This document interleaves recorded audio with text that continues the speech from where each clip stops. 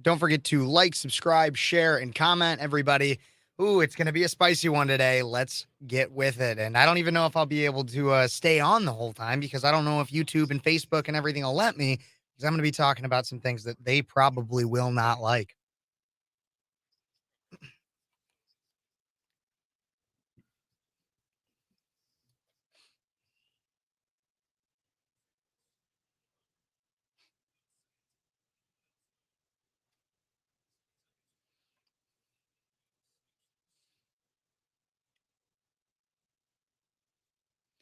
Hey, Bloomington Normal and beyond. Welcome back to Speechless. I'm your host, Kev Phares, and we got a lot to cover here today.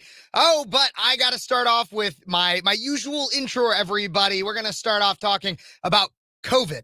Yes, and Facebook wouldn't even let me use the full title that I wanted to use for the video. If you're watching on YouTube, listening onto the radio, obviously, if you're listening on the radio, you wouldn't know what the title of the video is, but we are on YouTube, Facebook, Twitch, Twitter, Rumble, and everything like that. So I might not even, they might try to cut me off, but I'll always still be on the radio, and Rumble will probably keep me on. But we're going to be talking about the rise of COVID here today on Speechless. I'm your host, Kev Phares.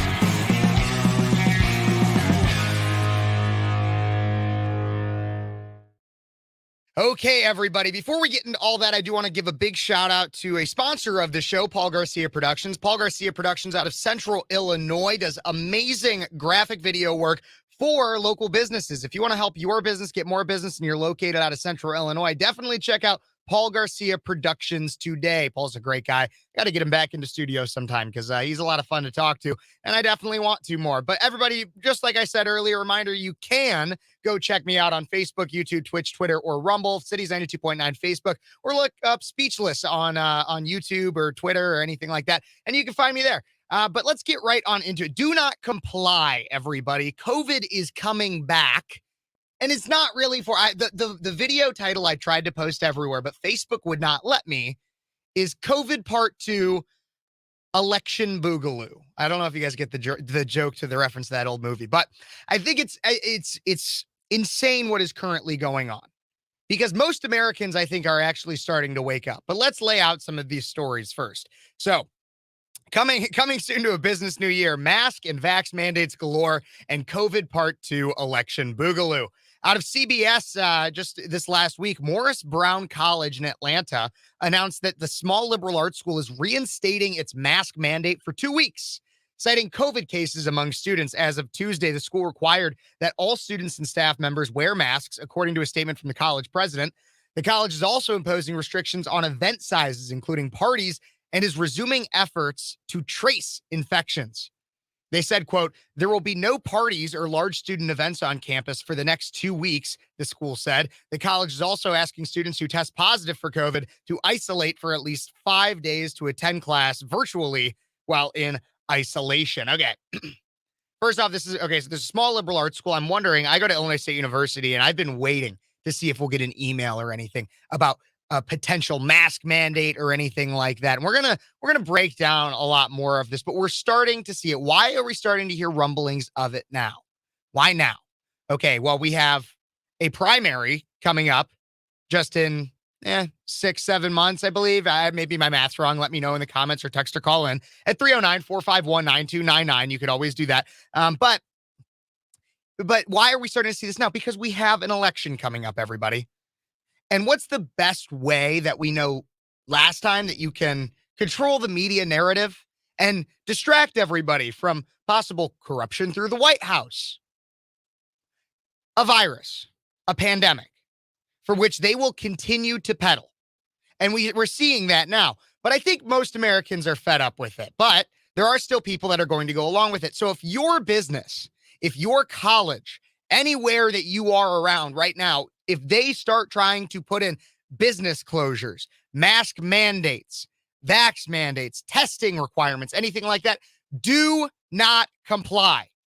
Because we got our free subscription to socialism and to a tyrannical government just a few years ago. And we saw what that was like. And now we have a younger generation that is dumber than ever. I'm serious. That sounds mean or something. No, test scores are bottoming out. They almost can't get lower. We have schools that aren't even focusing on teaching reading, writing, or arithmetic anymore. We have a lot of teachers, not all teachers, but there are teachers out there that, especially we saw in the Chicago public school system, that felt incredibly entitled to just say, I don't even want to come to work. I'm scared. And we have an entire half of the society who is brainwashed. We do. And there's businesses that are doing these kinds of things too. In California, obviously California, with cases of the virus rising in Los Angeles, movie studio Lionsgate is reinstating an in-office mask mandate at its Santa Monica headquarters, deadline first reported. Of course. So we have Atlanta, Georgia. We have Los Angeles. If you know of any states or anything, text or call in 309-451-9299 or leave it in the comments. I'd love to see what you have to say. If you know of any businesses or schools around, even in this area in central Illinois, or in your area, if you're watching or listening from somewhere else, that are starting to reinstate these COVID mandates. Because we're starting to see it in some of these liberal areas. And we live in what we know as one of the most liberal states, racing to the bottom with California, Illinois. And so it's only a matter of time, I believe, until it's going to start off, I believe, in Chicago and some of your liberal collar suburbs. And then it could eventually make its way to the governor's office. And we know Bowling Ball Pritzker, who will literally put a COVID mandate out. We had the longest in Illinois. In Illinois, we had the longest stretch of emergency orders for COVID out of any other state. Why? Because J.B. Pritzker loves wielding his power. He loves it. Like Thor's hammer. He just smashes it down. And of course, he's gonna have a lot of weight to it because he's a big man, and we know that. But the interesting thing, as I've said before, is I think that a lot more of Americans will not have it this time. They will not have the COVID stuff. I think there's a lot more of your people that might have been going along to get along in the past. Your people that were like, well, I guess it's just a mask. It's just a shot, whatever. I think you had a lot of those kinds of people the first time around, but I think a lot of them woke up and they realized how stupid that was. And you want to know how I know that this is happening? How I know this is happening is so Anthony Fauci, we all know, we love our God King Fauci, who is just the person that we had to listen to on everything for COVID. Yeah, so he goes on CNN yesterday.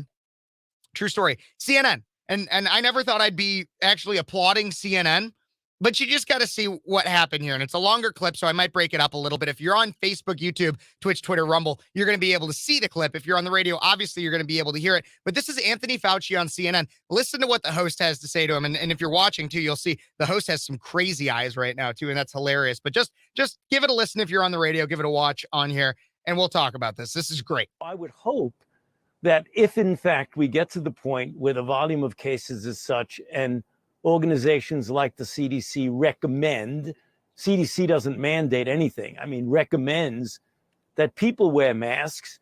He's right. The CDC doesn't mandate anything. But when it came to COVID, the first round, what they said was gospel to the liberals that were in power, because if the CDC said it, they would do it and act as if it was a mandate. And then when they were criticized for their mandates, they would say, well, I'm just doing what the CDC, I'm just following orders. I'm just following orders. We always hear that, right? We got another story. I talked about it on my YouTube channel, but we got another story later of I'm just following orders. I'm just following orders. I would hope that they abide by the recommendation and take into account the risk to themselves and to their families. And again, we're not talking about forcing anybody to do anything. We're not forcing anybody to do anything. Yeah. A lot different tone, Mr. Fauci, than you had a few years ago. Totally understood. There is a perception out there by many, how many I don't know, that they don't work and that the data concludes that they didn't work in the first go round. Wow, the CNN host is actually arguing from facts and logic and science. Remember, they would always say trust the science, but then they would pervert the science. Well, they're actually trusting the science now. Keep listening. Respond to that on masks.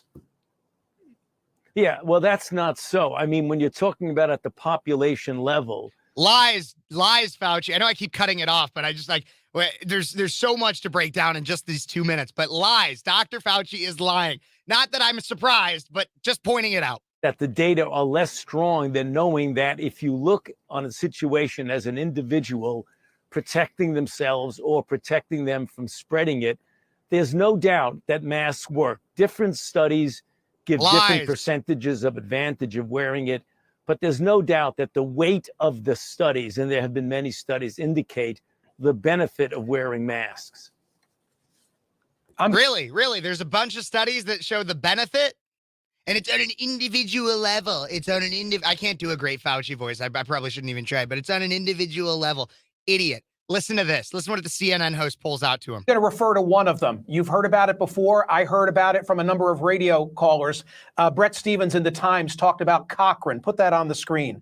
The most rigorous and comprehensive analysis of scientific studies conducted on the efficacy of masks for reducing the spread of respiratory illness, including COVID-19, was published last month. Its conclusions, said Tom Jefferson, the Oxford epidemiologist who is the lead author, were unambiguous. There is just no evidence that masks, make any difference, he told the journalist Mayan Damasi, full stop.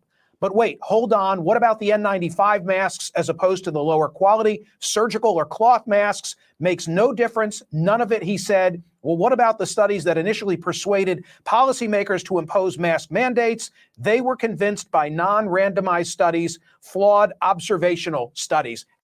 So the studies that Fauci was just bringing up, there's so many that show it works at an individual level. They were convinced, this is a quote, they were convinced by non-randomized studies, flawed observational studies. Now, listen to what Fauci has to say about all of that, all of those facts that just proved him wrong. How do we get beyond that finding of that particular review? Yeah, but there are other studies, Michael, that show at an individual level for individual. When you're talking about the effect on the epidemic or the pandemic as a whole, the data are less strong. But when you talk about as an individual basis of someone protecting themselves or protecting themselves from spreading it to others, there's no doubt that there are many studies that show that there is an advantage. Flawed observational studies. He just said it, but okay. You took at the broad population level, like the Cochrane study, the data are less firm with regard to the effect on the overall pandemic. But we're not talking about that. We're talking about an individual's effect on their own safety. That's a bit different than the broad population level. It's a bit different. Wait. Okay, so let's try to understand what Dr. Fauci just said there. Let's just try to understand it. So what he's saying is that the study the CNN host referenced that said no, like masks do not work, N95s do not work from the study. Again, that's not my opinion. It is the opinion I hold, but I'm not saying it as my opinion. I am saying it's from the Cochrane study that CNN host pulled up, that all masks, not just your flimsy surgical ones, even the ones that the liberals would live and die by, the N95s and everything, do not work by and large. And then Fauci tries to say, here's the argument that Fauci is trying to make. And you probably already realize how stupid it is. But what he tries to say is that you, as an individual, could be benefited from masks. That you could, just as on the individual level, that all these studies show that at an individual level, they work. But they don't work for the overall pandemic. That's what Fauci just said. Now, tell me how that adds up. If they do work at an individual level, from me to you, wouldn't that also mean that if they work for me as an individual and you as an individual, that it would also work for all of the individuals, the full collective? What kind of math is he doing? Where did he go to school? Because I know math, and I know that those numbers don't add up. I'm not a doctor, I'll tell you that. I'm not a doctor. I plan on going to get my law degree, which in a way is a doctorate, but not any kind of medical doctor. So I'll admit, I'm not a doctor. But there's a few things I know that I don't need to be a doctor for. And I know that if it's supposed to work on an individual basis, and if it works for individuals, then that should add up to being able to work for the collective. What is he trying to say? This makes no sense. And so as you see this, what Fauci is doing right here is what a lot of your Democrat politicians are also going to do. They're going to use word mumbo jumbo and math that's not going to add up to try to get you to submit. How was it that we were able to have a significant level of irregularities in mail-in balloting in the last election that are questionable? I will keep it open to the fact that it might just be an irregularity. It doesn't necessarily mean it's fraud or anything like that. I don't want to get indicted in Fulton County. But how is it that we were able to have all of that? Mail-in ballots and a vast expansion of mail-in and non-in-person voting. And so they are going to try to do that again. And it starts now. So when they try to put a mask on you, when they try to put the muzzle on you, when they try to stab you in the arm, do not comply. That is what I have to say, guys. Do not comply. And if you have stories, if you have an idea, maybe there's something I didn't even hit on. You know, I love to make this a collaborative show.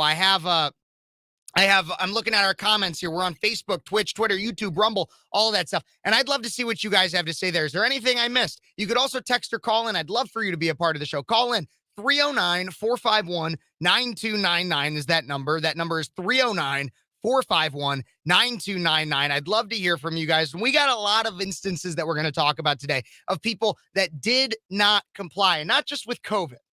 Not just with COVID, people that did not comply. There's so many stories we got to cover this week, one of which being a little boy, not little, he's a 12-year-old, who went against his teacher by wearing a do not tread on me flag. And the irony is evident.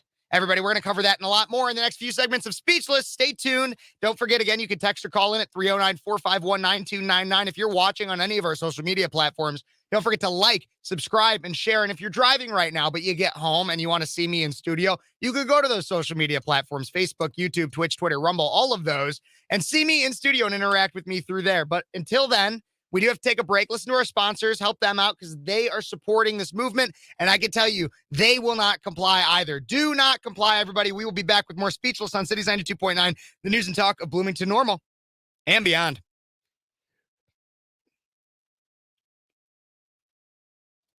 Hey, everybody on all of the other social media platforms. Let's see who's in here. Oh, we got Charles. You're not going to comply. Good. Good old Chuck. License. Good to see you, man. Ryan Mack of the Ryan Mack Show. It's like 2020 all over again. The election virus. They can't win under normal circumstances, so they use any tool they can, including the zombies who go along with their mandates. Absolutely. Absolutely. We have a good portion of the American population who is brainwashed right now. Utah's good right now. Good stuff. Good to see you, Mark. I know several people who wore masks then and still got COVID. And here's the other thing that I'd like to be clear about, too. If you would like to wear a mask, even though the science shows that they do not work, go for it. Go for it. But don't make me have to wear a mask. And a lot of people say, well, it's just a mask. It's just a piece of cloth. It's just what's the big deal? What's the big deal? The big deal is more so on the principle of it all. It's the principle. If the government can tell you to wear a mask, what else can they tell you to do? I know it's a slippery slope, but come on. We've had a lot of slippery slopes in the last year. Makes me start to believe them, you know? See, I had to. I wish I could be like this. I wish I could be all like that, but I go to college. There was things I had to do. I had to do testing. And so this time I'm not going to. I wish it was as easy, but it was I would have lost scholarship. I would have been awful. And there's a lot of people that were like me that were pissed off, and I was doing as much as I could to try to get rid of it. I ran for student government on those issues. And was in student government.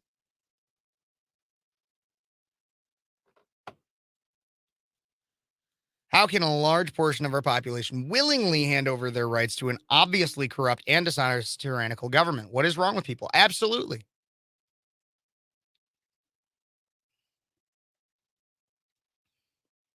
Absolutely.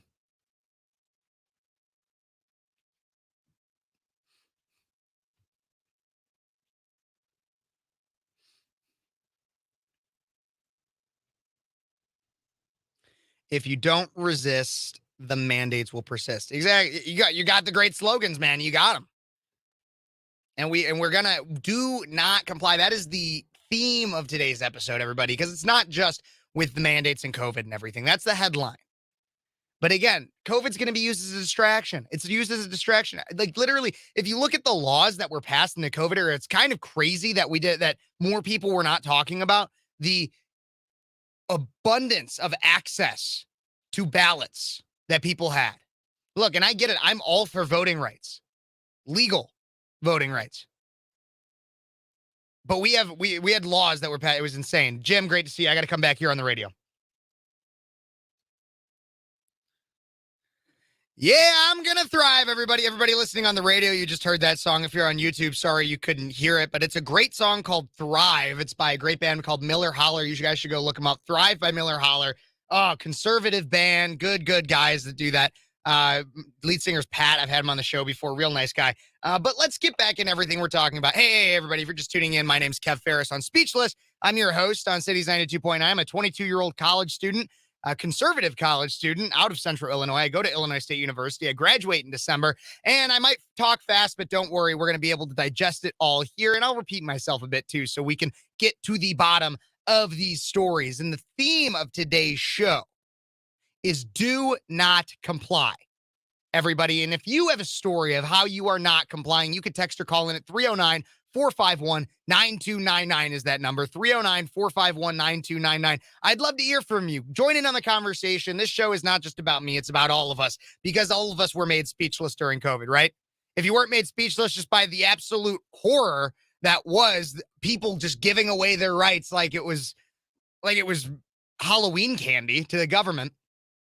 If you were not speechless from that, then you were made speechless because you had actual companies, and they still might do this. I'm trying to stream right now on Facebook, YouTube, Twitch, Twitter, Rumble, and I could have them silence or censor me because of the things I have to say here. Because I will tell you that masks do not work, and there's evidence to show that. CNN host yesterday destroyed Anthony Fauci by showing him the actual evidence that masks do not work by and large. Even the N95s that was gospel to your liberal zealots that treated COVID like a religion for which you had to profess. Like, do you guys remember this? Here's real stories just to remind you all of what actually happened during COVID. Because these are things that we could easily forget. And I don't want to forget it now that we're starting to come back, that we are starting to come back from or into a COVID-like era. As you saw, as I said with stories earlier of colleges reinstating mask mandates and testing requirements. So things that actually happened during COVID, and they treated it like a religion. I'm firm on that one. The left treated COVID like a religion. Why do I say that? Well, you had to follow your commandments. Your commandments. You had to wear your mask. You had to only go outside when it was absolutely necessary. If you were going to host any kind of a gathering, you had to be 6 feet apart. You had to get a vaccine as soon as you could, and all the boosters. True story. I was in student government during COVID and everything. I was trying to fight against the COVID mandates and everything. And this is an actual thing. One of the other people, a girl that was in student government with me, had a pin that said, "I got vaxxed." And it was like a pride thing for her. She was so proud of it. And she was like, "I'm going to order a bunch of these so that we can all have them. Do you guys all want to wear one?" Oh my God. Real thing that happened. Why is that something you want to flaunt? First off, like, even if that was your decision, whatever, you wanted to get vaxxed, okay. But why is that something that you have to brag to everybody about it? It was there. And then you want to know how else it's a religion. I do have to take a break here again. I know this is a short segment, but another way that it was like a religion is if you broke something, right? So like Morgan Wallen, country artist, if he like broke COVID lockdown mandates or something like that, and he was supposed to go on SNL, and then he got banned from SNL for it. So I guarantee you his PR people said, "Man, you got to apologize and say you're going to do better or something." So then you have to apologize, but it still is never good enough. They still hate Morgan Wallen because he really didn't mean it. He didn't care. That is how it's a religion. You commit the sin, and then they expect you to repent for it. But you're still broken in their eyes. You can never be good enough to the left. And there's so many other ways. The left has a cult-like mentality where you have to follow their commandments. And if you step out of line, you have to repent for your sins to the mob. I'm not going to do it. I don't care about it. That's not my religion. I have one God. And I can tell you it's not Fauci. It's not Biden. It's not Kamala. It's not Nancy. It's none of them. But everybody got to take a break here on the radio. But have a nice day. We'll be right back with more Cities 92.9 and Speechless on Cities 92.9, the news and talk of Bloomington Normal and beyond.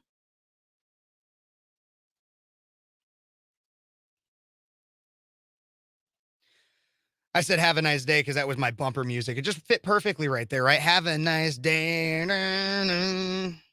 Bon Jovi. Happy Sunday, Jim. Oh, I'm getting a call. Let's see who it is.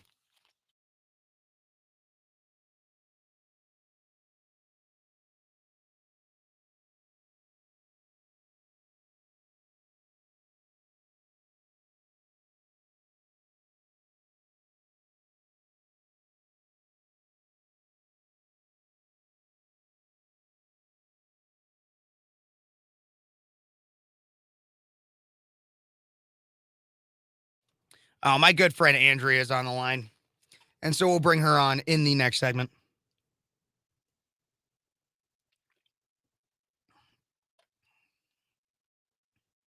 Hey, the way I see it is you only need a license for something if you expect the government to come after you for something. Just saying.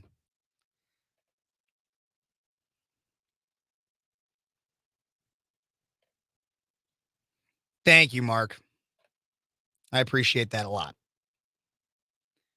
It's not just me, though. That's what I always try to say. That's why I try to bring on other young people when I go to those conferences and stuff. I try to talk to other people because it's not just me. This is a movement. I am a fraction. I am a speck in terms of the larger overall movement to save America and preserve freedom, and also just spread understanding about the world around us and how it actually works. Because a lot of these lefties, they live in fantasy land.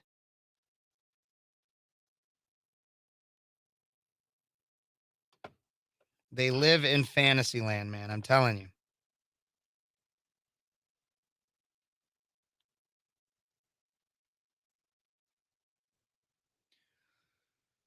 I'm checking my phone. I just saw Modern Renaissance Man just tagged me in a video. I got a notification about it. Yes, Andrea will be on. Don't worry, everybody. In the next segment, we'll bring her on, see what she has to say. That gosh darn FCC. I can't stand him. I can't stand him. Making it so I can't say some of the words I want to say on air.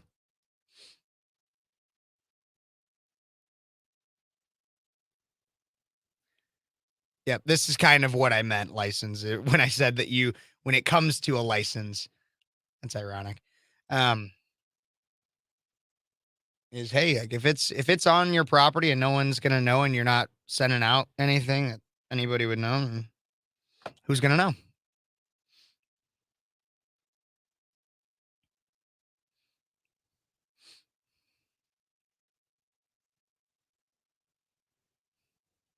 How's everybody doing today? I hope you guys are all doing well. It's a mighty fine Sunday. It's a little warm here in central Illinois. As you can see, I'm still recovering from my sunburns. But I'm a white guy. It happens. That's why I say Ty Smith has black privilege. He doesn't burn.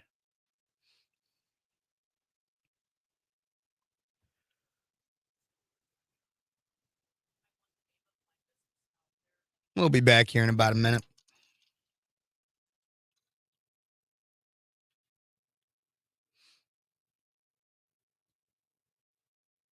I'm sure. Yeah, Howard Stern is an interesting character. A little bit more of a liberal on the liberal side, but baba booey. Yeah, I know all about Howard Stern.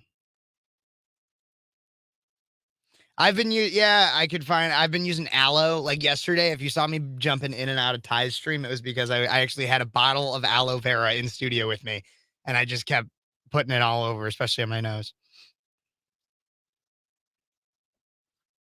Yeah, it was funny. He was giving me a hard time about it. He was like, man, Rudolph the Red-Nosed Reindeer's in studio today. And I'm like, you're so funny.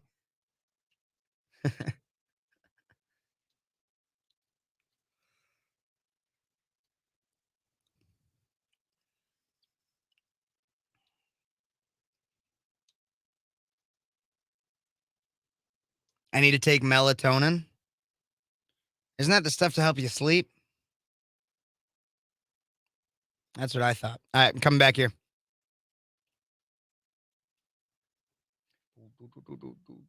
Hey, and welcome back to Speechless on Cities 92.9, the news and talk of Bloomington Normal.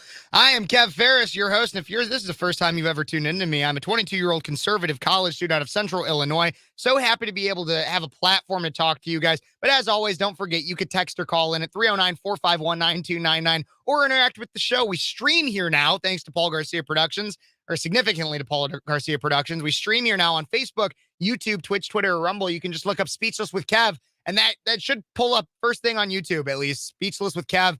It'll be the first thing you'll see. Go on there, click in there, and you'll see I'm live right there, right now, right in studio, talking to you about why you should not comply. Everybody, do not comply. They're trying to bring COVID back. I had a title. Facebook would not even let me use this title. I was made speechless by Facebook.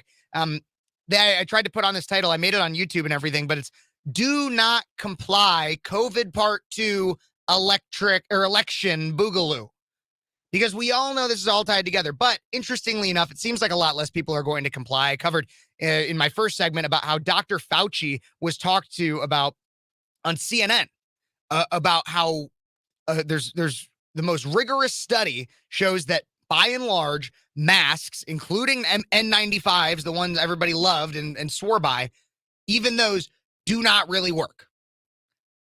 Dr. Fauci tried to use some messed up math to say, well, they work at an individual level, but not overall. They work at an individual level, but not overall. He's crazy. Well, here's the thing is, while it's proven and obvious to many of us, especially if you're listening, that masks do not work, and there's evidence, there's studies that show masks do not work, we still have a significant portion of the population that is brainwashed.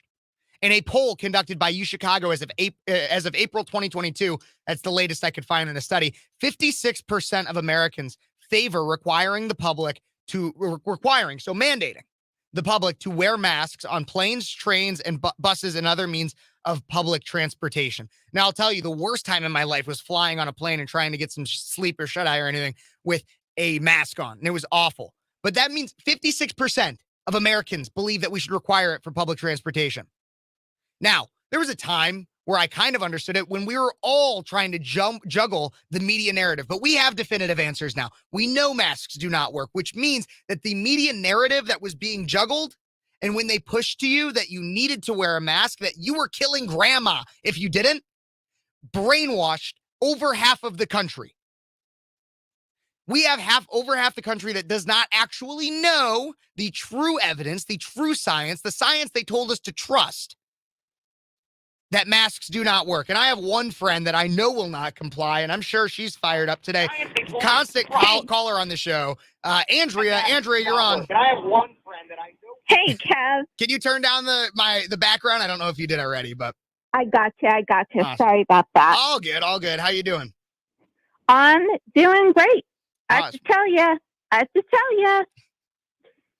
I think it's really funny, really kind of comical, and I'm being really sarcastic when I tell you that, the left and the weakest people in our society who should not be in charge of dryer lint seized power a couple of years ago.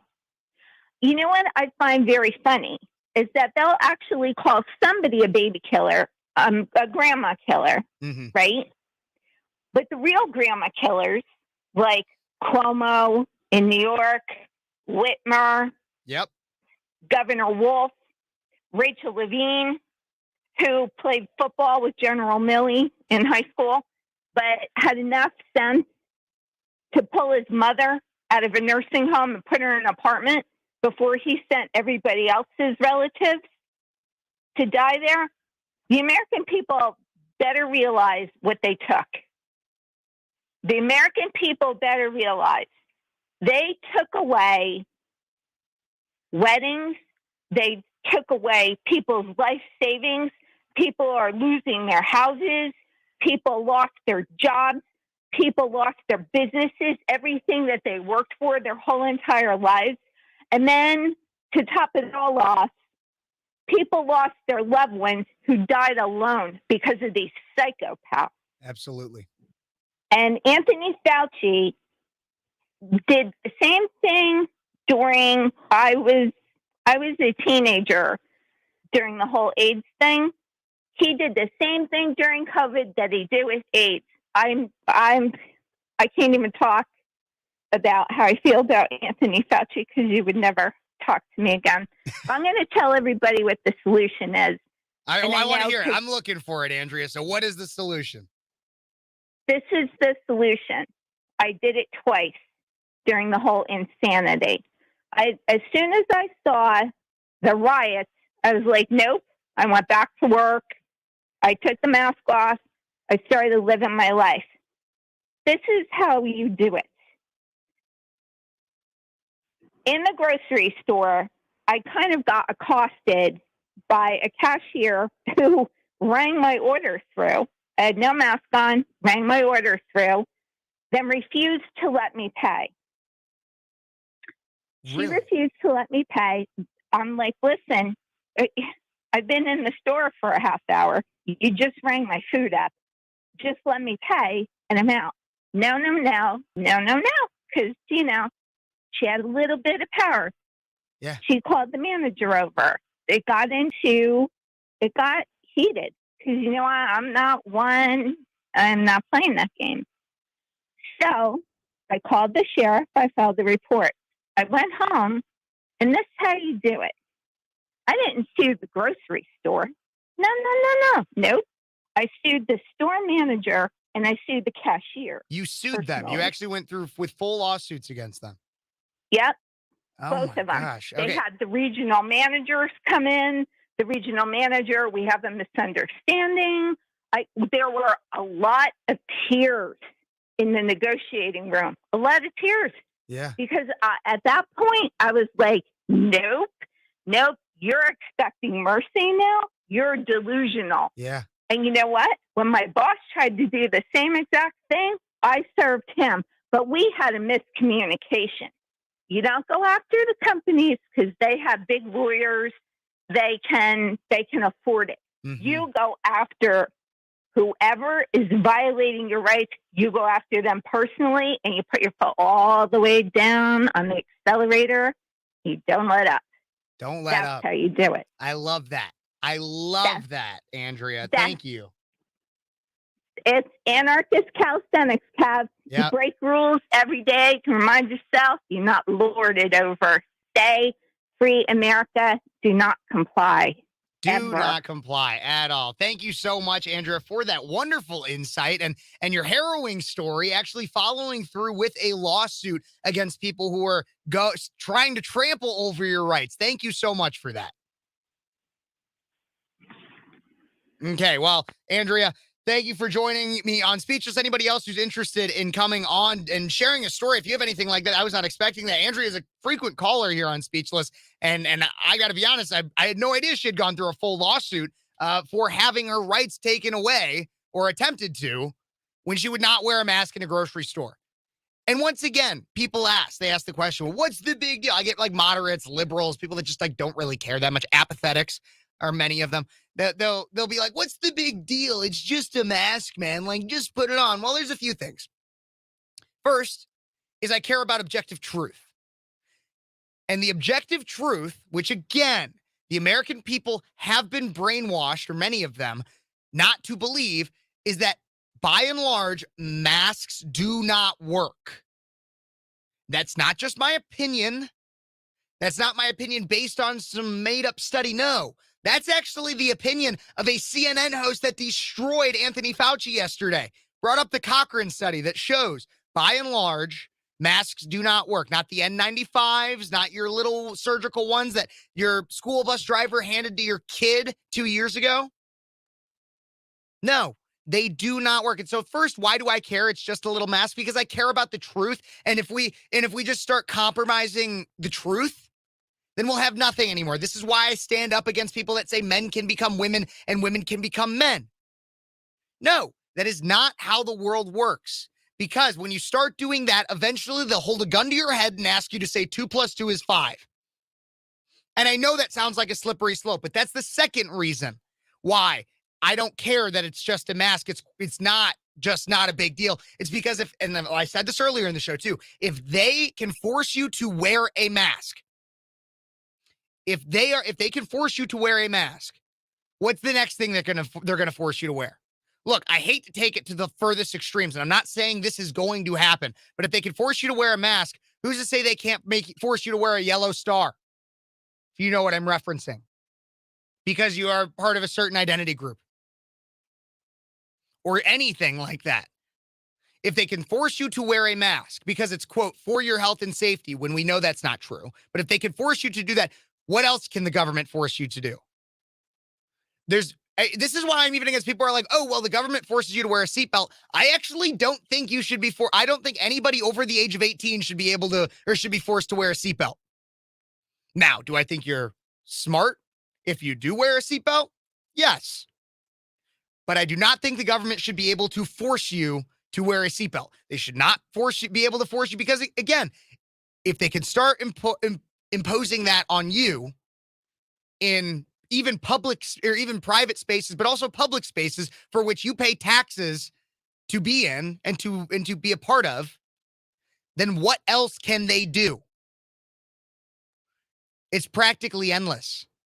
It's practically endless. Everybody, we got to take a quick break here, and then we're going to end out this hour. But the message of this entire show is do not comply. Do not comply. Do things because you want to do them, not because somebody else tells you to do them.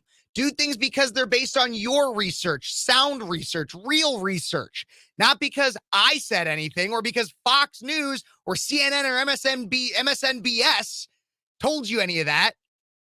Don't do that.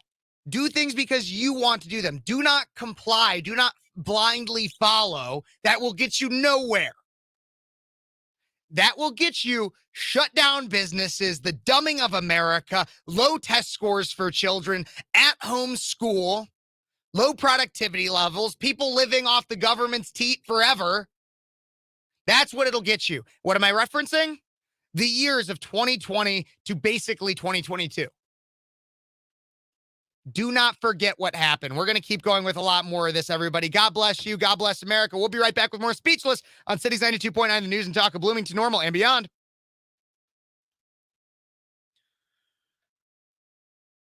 Oh, my gosh.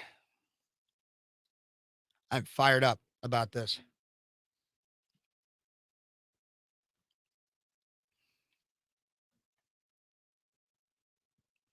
Let's see what we got here. Exactly. This is what I had this conversation actually with a liberal yesterday or 2 days ago. Somebody that I know is a liberal. And he was wearing a mask. He believed that he might have COVID, whatever. Again, my whole thing, your choice. Your choice, what you do. I'm not going to judge you as long as you don't judge me for my choice. That's where I'm at. And what I said is that the biggest problem that we had, because we got kind of on this conversation a little bit about masking and COVID and everything, because I told him, I was like, I'm really not that worried about getting COVID or anything like that.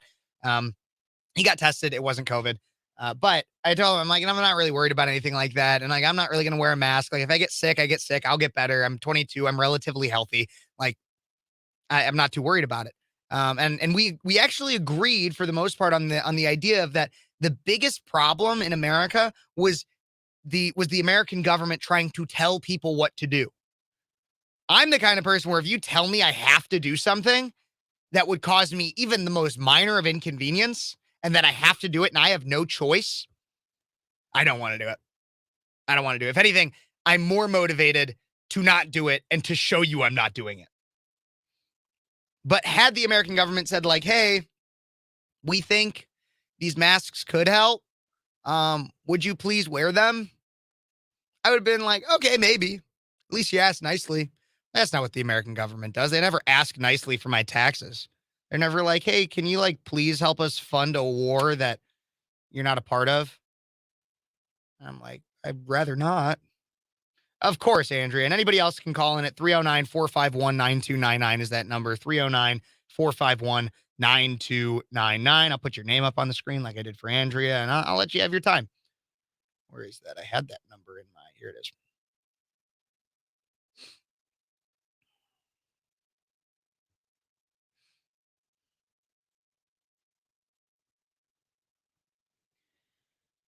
So yeah, I got kind of a story to say in my a personal message in my next segment, if you will.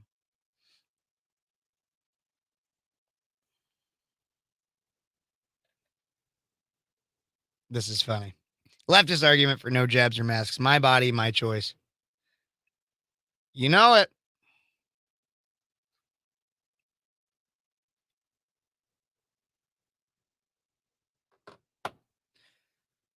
I actually have been slightly in contact, and I'm hoping that we could make this happen. I don't know. It might be a little while. But this is a comment, or this is a topic I'd really like to talk with RFK Jr. about. And I have been in touch with his team. They are aware of my show. And they responded and said that he's very booked right now, but we'll be in touch about the possibility of an interview in the future. So could happen. RFK Jr. And this is the kind of stuff, because this is where he started winning me over, is when he talked about his skepticism on everything with COVID. He hasn't totally won me over. He's still a bleeding heart liberal for a lot of things, but he's reasonably skeptical of the of a lot of the COVID stuff, and just of the government in general, probably because he's well aware that the government has actually killed his family members like JFK and potentially Bobby. And they just lie to the American public about it all the time. I'm a firm believer the American public, and I say this on the show all the time, but the American government lies to the American people more than it tells the truth. And this is what has pushed me to, especially like when I was like getting into politics, I was big on like, oh, I'm a Republican. Because at the time I was like, that's how you distinguish yourself. You're either a Republican or a Democrat. And like, I was very new to politics. But then the more and more I've gotten into it, I'm like, I am not a Republican. I am a conservative. Yeah, of course they have a COVID context banner. Screw them on the video. But the more and more I've gotten into politics, I'm like, I'm a conservative. I'm not really a Republican. I am by no means a Democrat. I'm a conservative because I think that most politicians go along with the machine, if not actively embrace and endorse the machine, which is kind of like the establishment ideology, the elite versus the hate to say it, but like the elite, the bourgeoisie versus the proletariat kind of thing. I know that's communist talk, but you know what I mean. All right, I got a personal story to share, and I got to come back.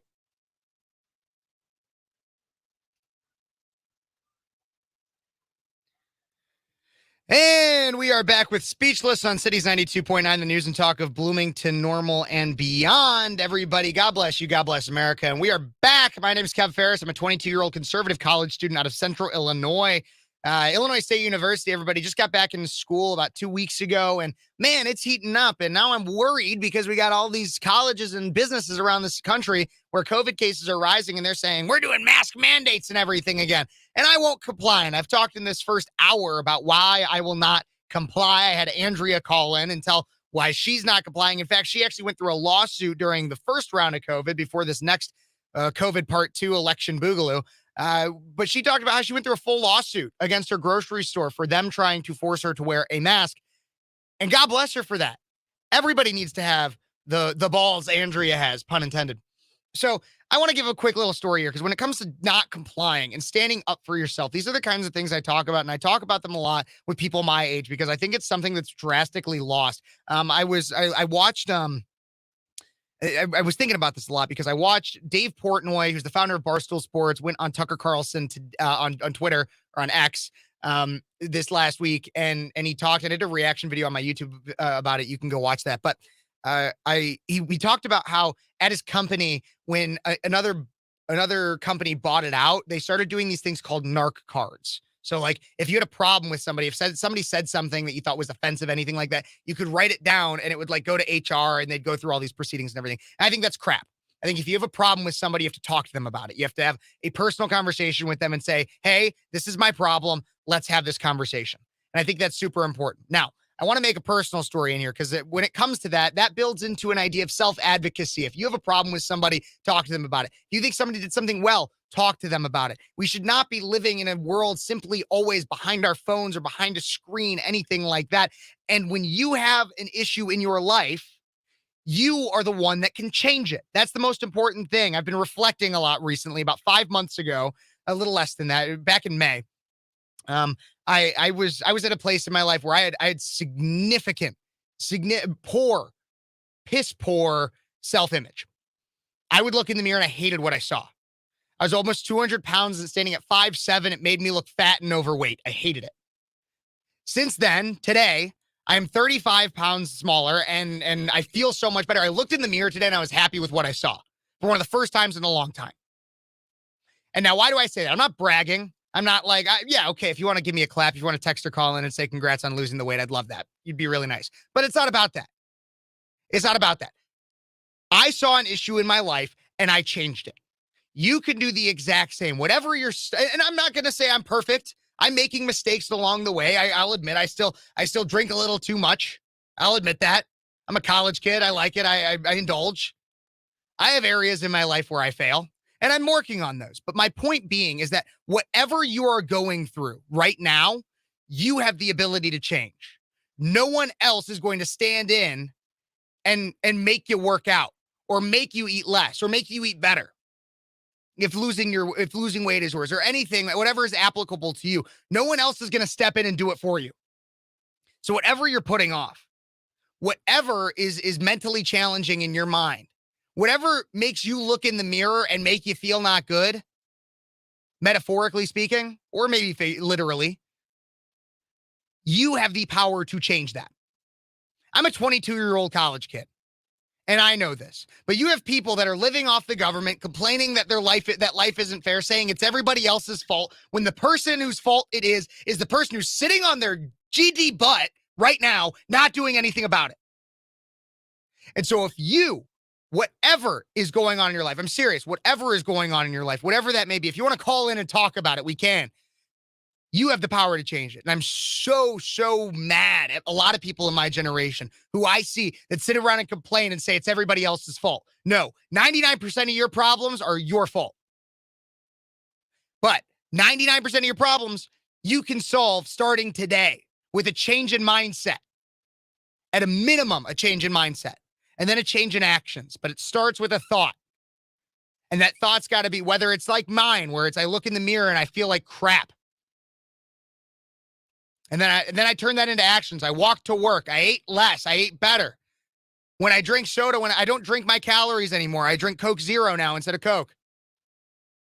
You can change your life, everybody, in any way, shape, or form. About 6 months ago, I started a YouTube channel. I didn't know where the heck it would go. I was like, I got a message. People listen to a radio show that I have. Maybe people on YouTube would want to listen. Now I have 850 subscribers, and there's some of the, and I've been able to connect with some amazing people that are in my comment section right now, people I would have never talked to for any other reason. I made that change. Whatever it is that's telling you I can't do it, it's some BS excuse that's stopping you from greatness. So everybody get up off your butt. Change your life. It starts today. And we'll be back with another hour of Speechless in the next hour. God bless you. God bless America. And we'll be back.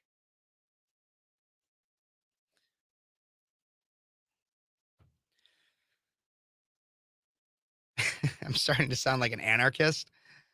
Kind of. I'm not an anarchist. I still believe the government plays a role. I just think that all the worst people are the one in government. I know I do, but I got to tell you, my addiction to soda has been lifelong, and I know it needs to get better. But again, you got to make changes, and yeah, they're going to be incremental. It's going to be slow. Like I didn't lose 35 pounds in a day. It's been like 120.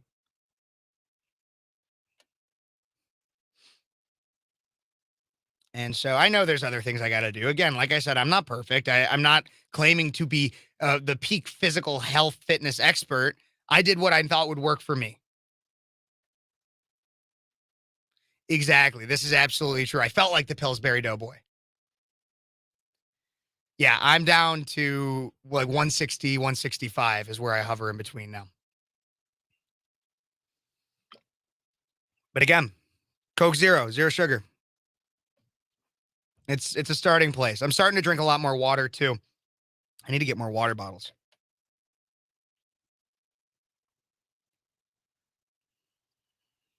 Thank you very much, Ryan. I appreciate it.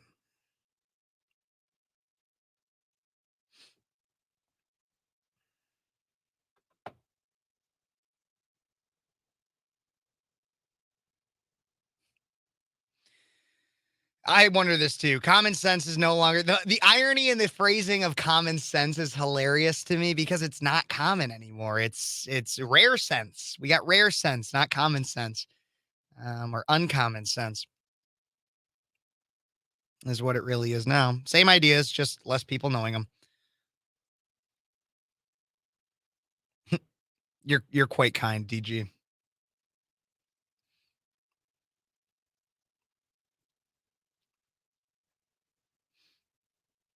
But like I even have more with that. It wasn't just losing weight either. Like I realized there's a lot of things mentally in my life. I mean, like I had the poor self-image. And this is me like, being like brutally honest right now. I had a poor self-image.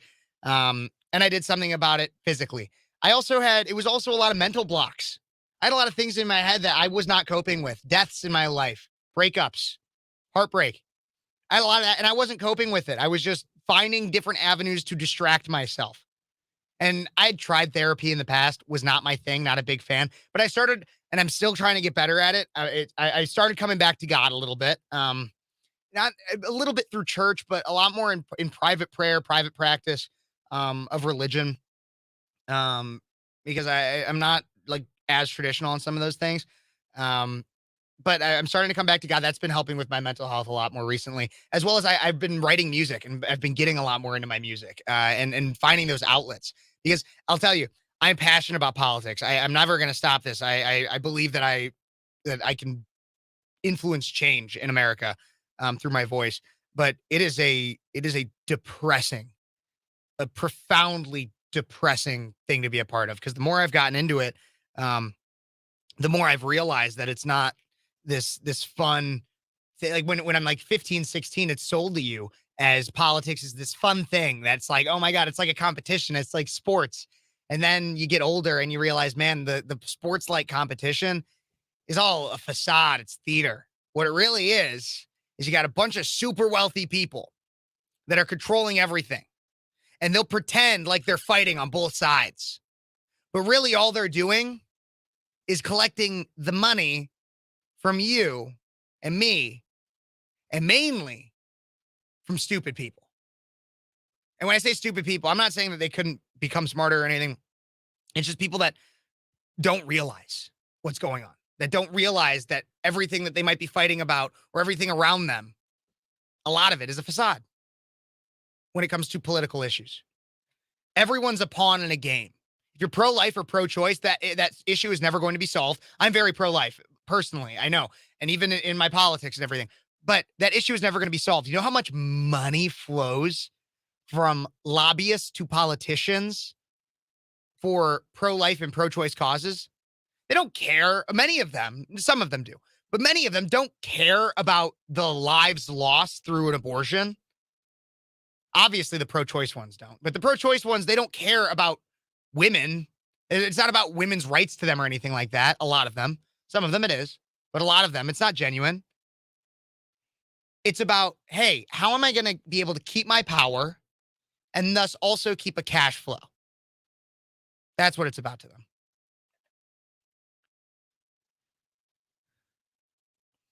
Let's see what we got. Oklahoma Chicken Cam, great to have you on. Have you here.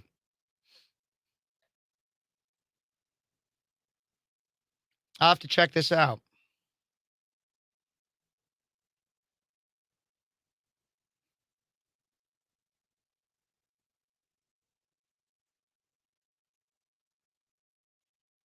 Absolutely to this, DG.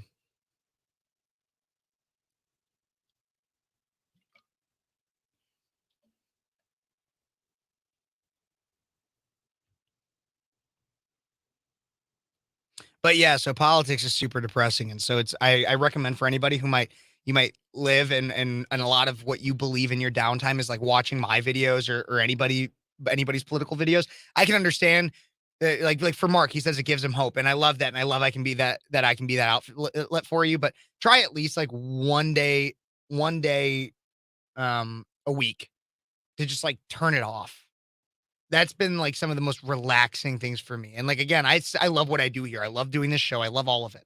Um, but it's necessary to turn it off once in a while. Go outside, get a breath of fresh air, that kind of stuff. All right, we're coming back.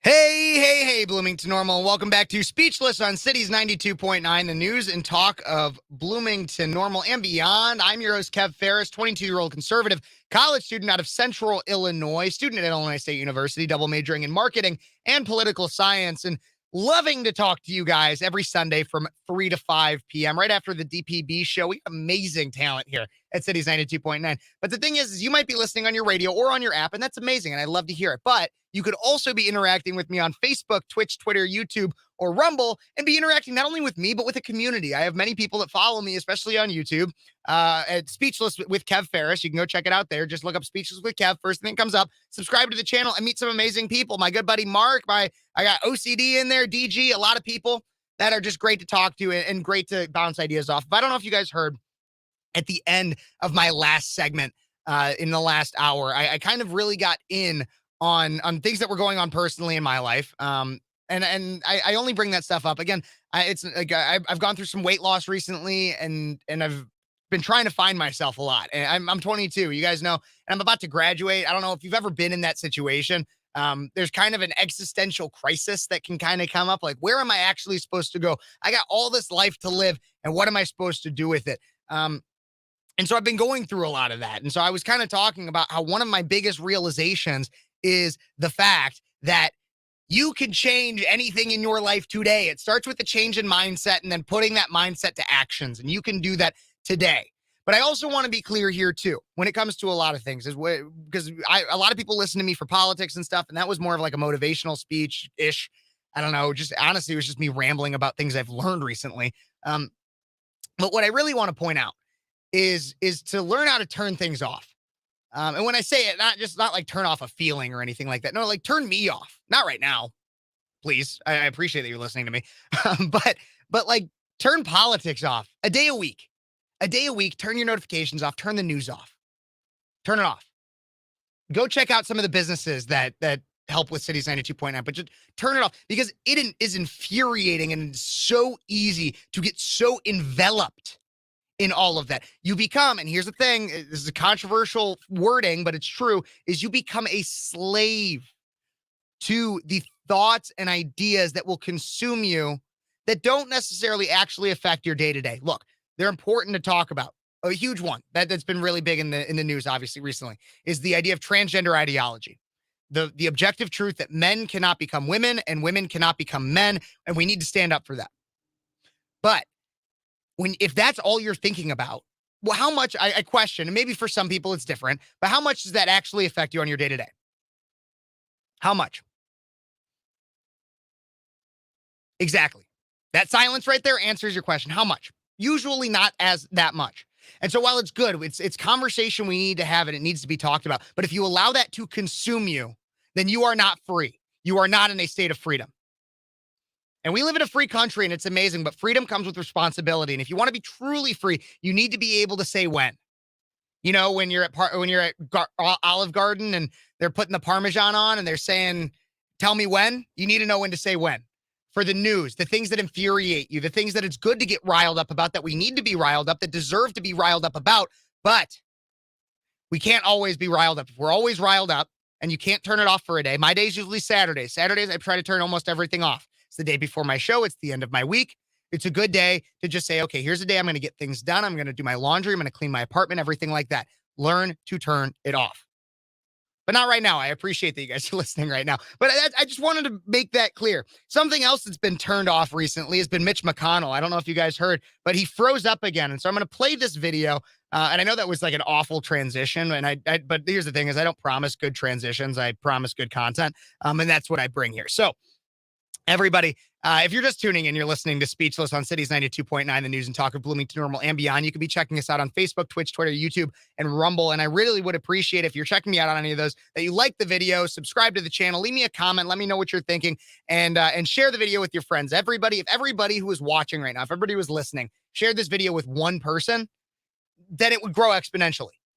And we'd be able to get these messages, all of it. The do not comply. Do not comply with the thoughts that are consuming you, that have no business needing consume you. All of those kinds of things. Do not comply with the masks. Do not comply with the vaccines, all of that stuff. We could share it around, but I want to play this video. Mitch McConnell froze up again this last week. He was doing a press conference at like a New York Chamber of Commerce meeting or something like that. I'm playing the video online. I realize that for many of you, you're on the radio, and so you're not going to be able to see what happens, but you can hear his aide come in here. Here's him freezing up at this Chamber of Commerce meeting. He's asked a question regarding if he was running for office again, and he has no idea what's going on. What are my thoughts about what? Running for re-election in 2026. That's Crickets. Staring into blank space. Turtle's going back into his shell. Did you hear the question, Senator? Running for re-election in 2026? And there's his aide. All right, I'm sorry, you all. We're going to need a minute. We're going to need a minute. Senator.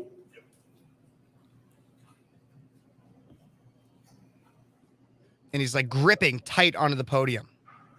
He's got Secret Service coming up, or not Secret Service, or at least security of some kind, maybe an aide as well. okay. And he says, okay. Somebody else have a question? Please speak up. What are my thoughts? Oh my God. Somebody else have a question? We're moving on. Okay. So this is the second time this has happened now. And the thing is there's been a lot of memes that come out of this and they're really funny. You know, that Olive Garden thing I just said, the reason I thought about that is because there was a meme that was like, when they say when, and you just keep your lips tight because you want all the Parmesan. Yeah, I know, it's funny. And I hope you could visualize what I just said there, by the way. But the thing is when it comes to Mitch and him freezing up, so first off, it's very sad. But there's a few arguments that come at this. But first, I want to address a few things. The first thing that I'd like to address is that a lot of people come out and say, oh, well, he must be like having a mini stroke or something. No, what we know, what I can tell you likely is that he knows there is something wrong with him. I mean, I could have told you that even before everything else, but there's something wrong with him. I mean, he's like 80 something years old, 81 maybe. I don't remember the exact age, but he's pretty old. And there's likely something wrong with him. And he knows exactly what it is, and his aides know exactly what it is. And I have, from my research and the people I've talked to, I have an idea. I am by no means a doctor. I have talked to some doctors about this and people that have talked to some doctors about this, but I do not know. And I also watched, there was a segment on Fox where they had a clinical psychologist come on, not his psychologist or anything, but they gave an idea. But his aides know what's going on, and no one has come public with whatever he is suffering from. If it is not a stroke, highly likely it is not a stroke, because if it was, and if they did not know what was going on, they would rush him off to the hospital as soon as possible. That'd be clear. And now this has happened twice, and they kind of just shrug it off, like as if it's just another Mitch moment. What I think it is, based on the people I've talked to, the people I've listened to, and the research I've read, is so there's this thing that can happen in like long-term care patients of things like Alzheimer's or dementia, things that obviously affect brain functioning. And when you are on medication for those, you have to up and change your doses every so often, like every 90 days, something like that. And oftentimes when you're coming near the end, when your body has built up the tolerance to that medication, eventually you'll start freezing up, and you'll start like it'll wear off quickly and quicker at moments that are unpredictable. And so from the people I have heard, that is what I'd assume is what's going on here. If that's what you're looking for, is the answer to that. But there are larger debates that happen with this, and I've talked about them on the show before, but I just want to reiterate a few things. I see somebody in my comment section just said seizure. I don't think so. Again, this is I feel like he would discuss epilepsy. I feel like because that would be what he'd likely have if he was having consistent seizures. So I doubt it's that. But I want to talk about the larger issues that are here. The first is I oftentimes have people say, well, this is why we need term limits for senators. Well, I kind of go back and forth on the term limits idea because I understand it. And I'm not against it in principle. Well, actually, I kind of am against it in principle. I'm not against it in practice. I'm against it in principle. That's what I meant to say. And the reason why I'm against it in principle is because our founding fathers did not put term limits into the Constitution for a reason. They could have. They could have said when people, and I get it, there's different ages, but they could have put it into the Constitution and said, like, once you get to a certain age or you can only be in office for this amount of terms. And why? Because we're a democratic republic. And people also say we're a constitutional republic, and that would make sense as well. But we're a democratic republic to where we can vote. There are good people that do run for office or that could run for office more than what we could put a term limit on. That's the first thing. Second thing is term limits would also require our representatives, the swamp that I often talk about, both Republicans and Democrats, to vote themselves out of office. That's what it would require. So what I'm saying is that even no matter how much you believe in term limits, it's probably not going to happen unless we literally get everybody out that's in there now with a lot of people that don't want to be there, which tell me the logical world besides Kevin's utopia that we could make that happen. There isn't one. So that's the second thing. The third thing when it comes to all this and Mitch McConnell, these old people in office, Dianne Feinstein giving the power of attorney to her daughter and having people just tell her, say aye when she's voting on millions of dollars being sent to God knows where. When we talk about all this term limits, all that stuff, we actually kind of have term limits right now. We just don't use them. What do I mean? You and me are the term limits that we have. You and me could vote these octogenarians out of office. We could do it. We could set their term limit. We could make, no matter what Mitch's answer to that question would have been that he froze up on, are you going to run for re-election? If they want him gone in Kentucky, they could vote him out. That's the term limit that we have. And I think that's kind of why the founders didn't put the entire idea of term limits in the Constitution for our legislature, nor did they for the presidency. We added that too. But for our legislature, the reason is because we, the people, are supposed to be setting those term limits. And it's not supposed to be just some pulled out of your butt number like two terms or 4 terms or anything like that. No, we should set those term limits. And if we want somebody gone, then we should vote them out. But the problem that we have is we have an uneducated populace and a populace that also doesn't vote. And I'm not talking about you, the listener, or you, the viewer. Because if you were one of the people I was talking about, you probably wouldn't be listening to the show. Because I'm talking about the people that that if they listen or watch the news, it is headlines. It is from Twitter, Instagram, things like that. And it's just the headline and they scroll past it and might like something. And they never do their research. They never do further research, which I get it. Some people don't have time, but they don't really know. And even if so when they don't really know or they don't really care, to them, it's not a problem that we have old people that freeze up at the mic running this country and spending your money. To them, it's not a problem. It's not that big of a deal. And that's why I say share these messages. Even if you're not the biggest fan of my show, Speechless, I love all of my people out there, but I know some people aren't the biggest fan. I get it. I'm 22 years old. Who the heck am I to know anything? But share my videos, share Cats, share DPB, share all of it, because that's how we can help create a more educated populace. That's how we can get people to hear these messages, and hopefully they'll hear something that motivates them to say, hey, we should probably stand up against this. Maybe it is Mitch McConnell freezing up. Maybe it's Dianne Feinstein. Maybe it's Joe Biden not being able to get words out of his mouth. Maybe it's Joe Biden having more vacation days than any other president in recent history. True story. And we're going to cover that in the next few segments, guys. Joe Biden is breaking records. He's most vacation days. And you won't believe what he has to say about, remember that Ohio train that had dumped toxic chemicals? Yeah, nobody's talking about that anymore. Why is nobody talking about that? All those trains earlier this year that dumped toxic chemicals that derailed. Why is nobody talking about that anymore? Well, Joe Biden got asked questions about it this last week, and his response is kind of hilarious. And we're going to cover that probably not in the next segment because it's a short one. In the next segment, I'll have another smaller story to cover. But stay tuned, guys. Just stay tuned because we're still heating up here, and we still got another three more segments here of Speechless on Cities 92.9, the news and talk of Bloomington Normal and beyond.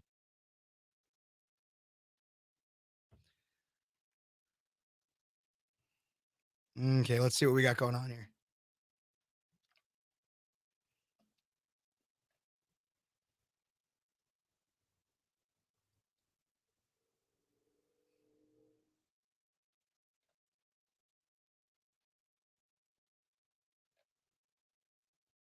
This is absolutely true, Jim.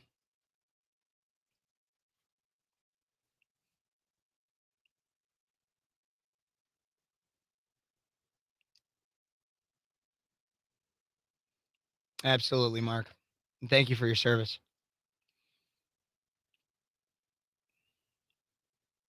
DC fossils need to go.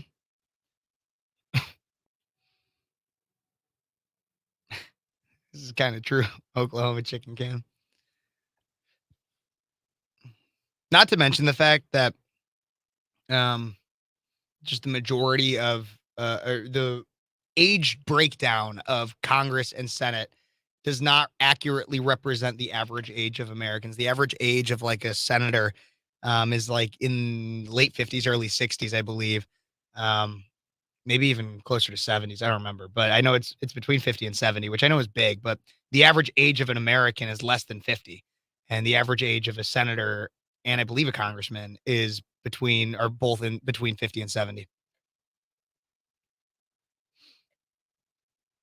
So yeah, I disagree with this though, because the term limits should be one, even if no matter how much you support term limits, you could say they should always exist. I think it's kind of futile to make that argument simply for the reason, again, that you would have all of these swamp creatures that have to actually vote themselves out of office, which wouldn't happen. So I just see it as it's not going to happen at a minimum. And I also believe that America should be smart enough to say, hey, maybe we shouldn't have like somebody as old as my grandpa in office.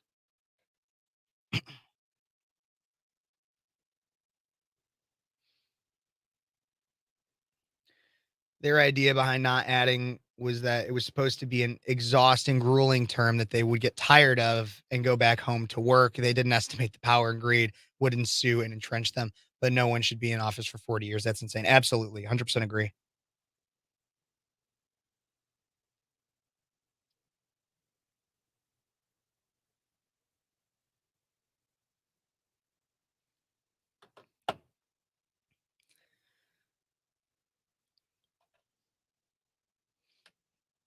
Mm-hmm. Absolutely. 100%. Like I just got a text from Paul Garcia. He was checking up on my channel. Paul, I don't know if you're watching right now, but God bless you, man. Love you. Paul Garcia Productions, everybody. If you listen to the beginning of my show, I usually shout out, and I did today too. Paul Garcia Productions out of Central Illinois does amazing work for local businesses, creating stunning and effective visual graphics for local businesses in Central Illinois. So if you want your business to get more business, you got to check out Paul Garcia Productions. Today, you can check out Paul Garcia Productions. What's with the hole in the wall? I just got really pissed off one day and punched it. That's what I say. No, really what it is actually, I'll show you. There's a plug. So these are like soundproof walls that are on top of the original wall, but we have an outlet there so I could like charge my phone or something like that. And that's what the hole is there for.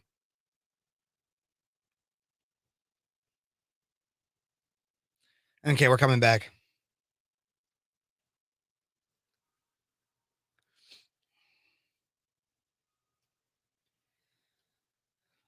And we are back with Speechless on Cities 92.9, the news and talk of Bloomington Normal and beyond. And I got a story. I know you've probably heard a lot about it. It went viral this last week. I'm going to talk about another one in the next segment, and maybe we'll keep this one going too, because this is a shorter segment. But Oh, also, by the way, I always forget to introduce myself. I am Kev Phares, 22-year-old conservative college student out of Central Illinois. You're listening to me live right now, and you can always text or call in at 309-451-9299. Again, that number is 309-451-9299. I'd love to hear from you guys. What do you have to say? This show is called Speechless, not just because I've been made speechless by the woke mob in my past, but also I know many of you have too. And so let me know your stories. Call in 309-451-9299. But here's a story. I'll intro it in this segment, probably get into it a little bit more in the next segment. You've probably heard about it. But I'm just going to, I want to start off with this. I often say that free speech is under attack in America. And then I'll have liberals that'll scoff and say that I'm being over dramatic. You're just being dramatic, Kev. We're not. It's not that you're going to get that free speech is actually under attack. No. And then I'll also say that schools are currently trying to pervert history, especially American history, to represent a false narrative to portray this country as a racist nation. And then lefties will gaslight me and say, no, Kevin, we want to be honest about history and its racist roots, not revisionists and racist like you, Kevin. That's what they say. Well, everybody, I've proven my naysayers wrong several times in the past on this show, but we had an example this last week. Again, it went viral that put both of those claims to rest. Okay, so meet Jaden, a 12-year-old from Colorado. You probably, again, like I said, have heard this story. A 12-year-old from Colorado that was being persecuted for having a patch on his backpack. Jaden first went to school last week with his backpack displaying patches, and one of them caused controversy. Yeah, it caused controversy. And no, it wasn't a Nazi flag. It wasn't a Confederate flag. No, it was the Gadsden flag. For anybody who doesn't know, the Gadsden flag is the big yellow one with the snake and the coils that says, "Don't tread on me." Yeah, it sent the school into everybody. It caused so much chaos. No one could focus in class because this patch was on his backpack. No, God forbid a boy have a patch that says, "Don't tread on me" on his backpack. God forbid.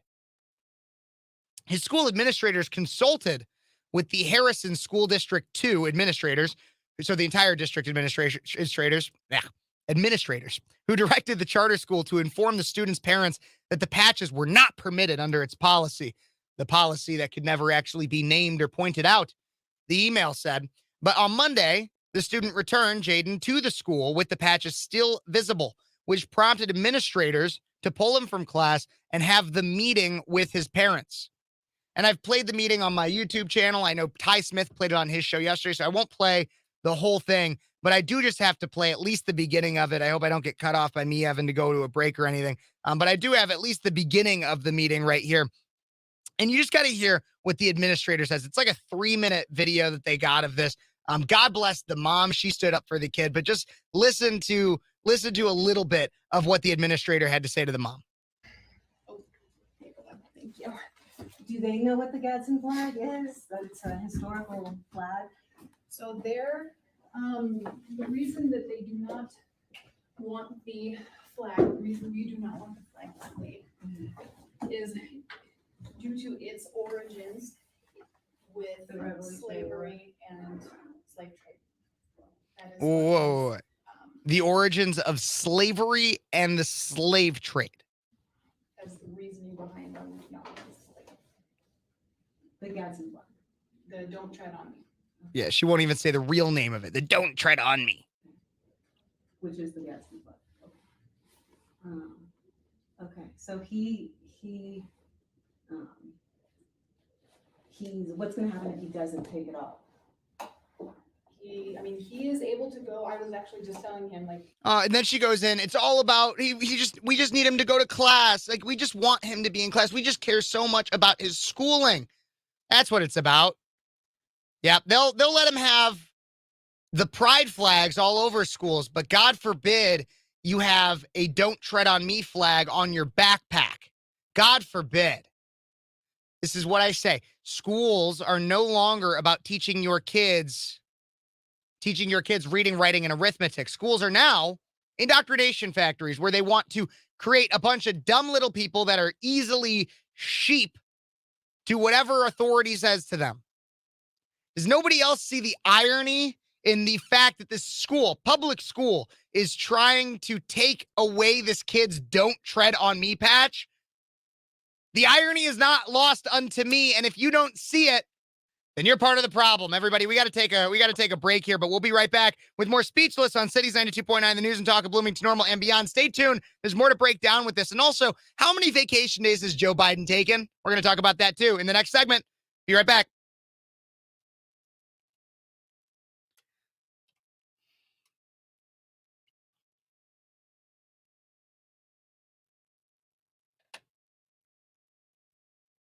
Let's see what we got here.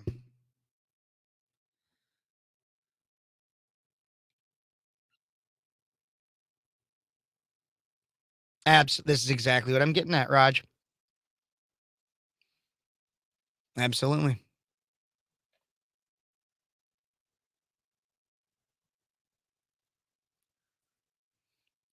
Mark, you gotta let me tell the story, man. You're right. You gotta let me tell the story. Come on, and you take all the fun out of it. I'm crafting a narrative here, right? Mini Michael Knowles. You're kind. I actually met Michael. Fun story too. So the name of this show, and I got to tell him this. I met Michael back in last December. He's one of my heroes, actually. He's Catholic. I'm a Catholic, and very intelligent. I disagree with him on a few things, but very good guy. And the name of this show, Speechless. So when I was making this show with a few buddies 2 years ago now, when it wasn't just me, I had two friends that were in the studio as well. That we needed a name for it. And we were starting like the next week. And so we were like, we need a name like ASAP. And the last book I had read, I just finished reading it, was Speechless, Controlling Hearts, Controlling Minds by Michael Knowles. And I thought it was probably one of the most intelligent books I've ever read. It's actually if you ever hear me talk about language, which I have in the past, about the way that the left perverses language for their bidding, and the way that they make language exclusionary. A lot of the ideas I get from that book, and a lot of the reading I do, but Michael Knowles especially. And so I really love him. So I take this as a profound compliment. I don't necessarily think I look like a mini Michael Knowles, but the fact that you do, I appreciate it. And he's a great guy. I got a chance to meet him. I told him that the show was named after his book, and he loved it. He thought it was so fun. So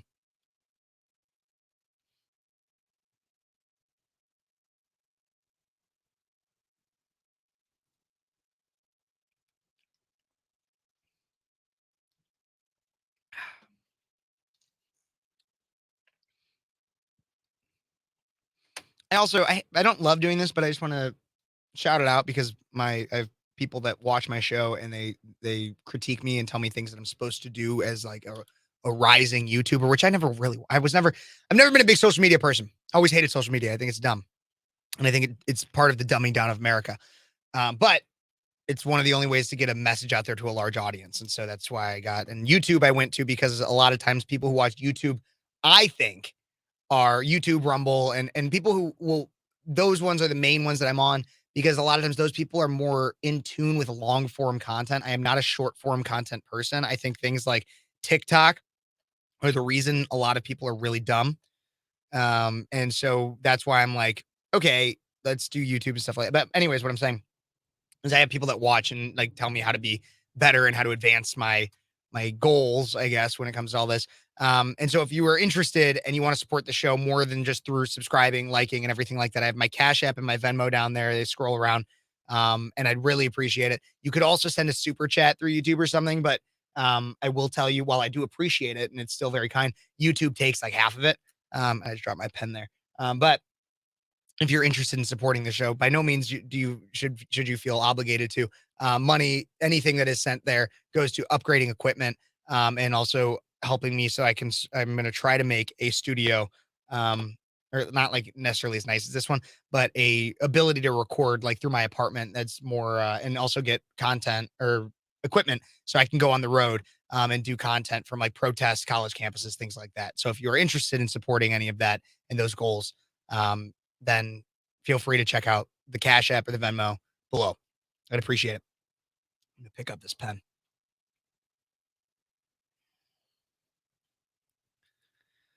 We'll be back soon here on the radio, covering more of the Gadsden flag story.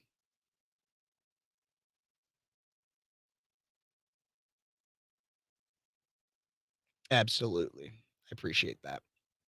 And I appreciate people who like long form content because that's how I am. Like I actually watched, this was really good. So I watched obviously I reacted to it. I watched the full um Dave Portnoy Tucker interview, and I thought that was very good. That's more long form, like 50, 40 minutes, something like that. And then I also thank you, Mark. I can tell you it's going into the pot though for my other for my equipment. That's what I really want to get. But I also watched what I was gonna say, Oliver Anthony on Joe Rogan. Phenomenal. I loved it. But thank you very much, Mark. I really appreciate that. All right, let's come back here on the radio. Hey, and welcome back to Speechless on Cities 92.9, the news and talk of Bloomington, Normal, and beyond. Thank you guys so much for tuning in. If you're on your radio, I appreciate it. Don't forget you can interact with the show at 309-451-9299. Text or call in. Let me know what you're thinking about anything that I'm talking about here. If you agree with it, I'd love to hear that. If you disagree, I'd love to hear from you even more. But just make sure if you're going to disagree that you're smart about it. Because I will come back at you. If you come at me, I'll come back at you with right back. So but we've been talking about a lot here, but I do want to give a big special shout out and thank you to Mark, who is supporting the show through a super chat on YouTube and everything. And you could also support the show by going and watching or liking, subscribing, everything like that on Facebook, YouTube, Twitch, Twitter, or Rumble if you're not driving. I don't want to encourage you to watch the show if you're driving, but you can go onto all those different streaming platforms. Just look up Speechless with Kev, and you'll find me. You'll see my bright and smiling face right now, sunburnt face, and you'll be able to interact with the show on there. Thank you so much for tuning in. Again, my name's Kev Phares, 22-year-old conservative college student out of Central Illinois, and I was covering this story in the last segment. I got cut off a little bit because we have all these advertisers and everything that support us, and we love them and everything, but I got cut off. And so I want to keep going with it just a little bit. The Gadsden flag, if you've never heard of that flag, you might also know it as the Don't Tread on Me flag. The one, it's got the snake coiling up. It's yellow, says don't tread on me. Yeah, a 12-year-old boy tried to go into a Colorado school with the patch of it on his backpack. Well, we know that flag can't be allowed, right? That flag can't be allowed. No, there's one flag that needs to be in every classroom, and it can't be that one. It can't be the American flag. No, it's the pride flag, but it can't just be the pride flag anymore either. It's also got to be like the progressive pride flag. It's got the triangle and the circle. So we include all of the people that cut off their body parts. And I think there's even one now that also is inclusive of minor attracted persons, pedophiles. And so we can only allow that flag. We can't have the Don't Tread on Me flag in classrooms. And that's basically, I'm embellishing a little bit, but that's what Harrison School District 2 was trying to do to this little boy, Jaden, 12 years old, who tried to walk in, and his parents actually stood up for him. Thank God, or at least his mom did in the video. I've played the video a little bit in the last segment. I'm sure you've probably heard of it. But the biggest thing is that they tried to say that the administrator in the video tried to say that this flag had racism that encouraged it, that it came from the Civil War is what they said, which is actually not true. The Gadsden flag is a historical flag used by Commodore Isaac Hopkins, the United States' first naval commander-in-chief, as his personal ensign during the American Revolution between the years of 1775 and 1783. The flag features a coiled rattlesnake, like we know, above the words "Don't Tread on Me" on the yellow background. So that was much before the Civil War. And in fact, actually, if you want to know if they're even going to try to claim that the symbolism or anything actually encourages slavery, anything like that, they're just trying to say it's racist for no reason. But just to be clear, too, the rattlesnake symbol that's on it originated in 1754 when there was a political cartoon that you might have seen before called Join or Die that was published in Benjamin Franklin's Pennsylvania Gazette. The cartoon depicted the colonies divided as segments of a cut-up snake, exhorted the colonists to unite in the face of the French and Indian War. All of it. Nothing has to do with slavery. Nothing has to do with racism. None of it. But this administrator comes in and tries to say, Jaden, you can't wear this because I'm offended by it. Basically. And okay, the school ended up reversing its decision. They came out with a statement saying it's fine, whatever. We don't need all this attention on it. But the fact is that they actually tried to have it taken away in the first place.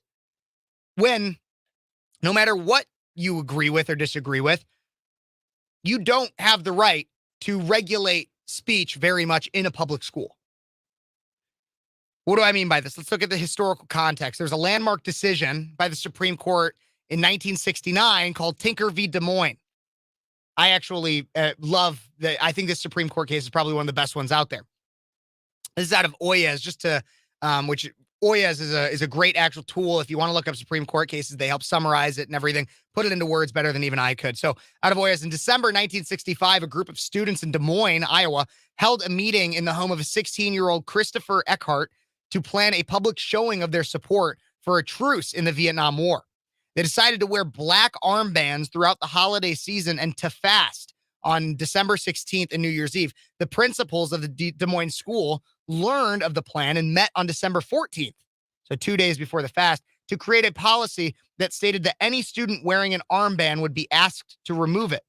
Refusal to do so would result in suspension. On December 16th, Mary Beth Tinker and Christopher Eckhart wore their armbands to school and were sent home. The following day, John Tinker did the same with the same result. The students did not return to school until after New Year's Day, the planned end of the protest. Through their parents, the students sued the school district for violating their rights of expression and sought an injunction to prevent the school district from disciplining the students. The district court also dismissed the case and held that the school district's actions were reasonable to uphold school discipline. The U.S. Court of Appeals for the Eighth Circuit affirmed the decision without an opinion. But this event eventually made it through all these different appeals and everything, people going back and forth, ending up to the Supreme Court. And now the Supreme Court's decision held that the students did not lose their First Amendment rights to freedom of speech just because they stepped onto school property. Similar to Jaden, he doesn't lose his First Amendment just because he steps onto school property. In order to justify the suppression of speech, in order to say that a student cannot do something in school, cannot say something in school, the school officials must be able to prove that the conduct in question would, quote, materially and substantially interfere with the operation of the school. Materially and substantially interfere with the operation of the school. In this case, Tinker v. Des Moines, the school district's actions evidently stemmed from the fear of possible disruption rather than any actual interference. Which it wasn't even that. It was that these principals were pro-Vietnam War while these students were not. And so that's what happened back then in the 1960s. You had administrators try to silence the kids simply because they disagreed with them. And no matter where you fall on the idea of the Vietnam War, I think hindsight is a little bit different. I'm sure that there's people that during the time of the war, they might have been supportive against communism and everything and then changed it now, whatever. No matter what you think at the time or now, you should not have your speech in a genuinely peaceful way taken away just because you're in a classroom. Now, if you're going to be disruptive of the class, of course, yes, you need to tell a kid to sit up and shut down. I'm sorry. Shut up and sit down. I messed it up there. But you need to, if you're going to have a kid standing up, waving his arms and everything, yeah. I mean, if you have a kid who comes into class and they keep meowing like a cat and taking a nap under their desk, true story, actually happens, you need to put that kid in line. But if you have a kid with a patch on his backpack or an armband for protest, shouldn't be banned. Can't be banned constitutionally. Here's what's really happening. And this happens at the larger level too. You know, there's been all these stories about how you have Americans or you have social media websites that have worked with the United States government to suppress speech. Now, this is the same thing, just at a smaller level. You have people in power that have a disagreeing opinion or have a vested interest in suppressing a certain opinion. And then they take and use whatever they can to call it misinformation. They call it racism. They call it sexism. They call it transphobia, homophobia, simply so that the truth cannot spread or that at least an opinion cannot spread. And that's what happened in Jaden's case with the Gadsden flag. That's what happened with Tinker v. Des Moines. That's what happened when the Biden White House worked directly with Twitter to make sure that stories that were damaging to him would not get out. That's what happens. Speaking of stories that are damaging to Biden, in the few minutes that I got left in this segment, I want to talk about this story right here. Okay, so you guys remember, remember the whole theme of this show is do not comply. Don't comply. Don't comply with the narrative the mainstream media will go out with and try to push down your throat. Do your own research, figure it out. Don't comply when they try to come back with the mask mandates and the vax mandates, everything like that. Don't comply. Don't comply when people tell you that something's somebody else's fault. The majority of issues in your life are yours, and you can control them. Change your mindset, then change your actions based on your change of mindset. Do not comply. Well, another thing you shouldn't comply with, again, is the fact that we just have such short-term memory nowadays. You guys remember back Ohio, in East Palestine, Ohio, a train derailed. Around the country, trains derailed. Toxic chemicals spilt. President Biden was actually asked a question about this recently. President Biden claimed he hasn't been able to take a break since promising he'd visit the site of the toxic train derailment in East Palestine, Ohio, months ago, despite recently taking a roughly 8-day vacation in Nevada. Biden was asked why he hasn't fulfilled his March commitment to visit the Ohio Village. This is all out of the New York Post, by the way. The Ohio Village at a press conference Saturday in Live Oak, Florida, during his short trip to view Hurricane Idalia's wreckage. He said, quote, "I haven't had the occasion to go to East Palestine. There's a lot going on here, and I just haven't been able to break." Now, let's actually compare this, though, because Biden apparently, based on the numbers, has spent over 40%, 382 of his first 957 days as president, on personal overnight trips away from the White House, taking more downtime than any of his recent predecessors. Biden promised to visit East Palestine at some point on March 2nd, but declined to specify when. The Norfolk Southern train that derailed there was carrying toxic vinyl chloride, roughly 5 cars with which have burned off in a controversial controlled explosion. The disaster unleashed hazardous chemicals into soil, air, water, ravaging the community. Pete Buttigieg caught hefty criticism for waiting 3 weeks to visit the community. Biden toured some of Hurricane Idalia's wreckage in the Sunshine State Saturday before jetting off to Rehoboth Beach, Delaware, to spend part of his Labor Day weekend.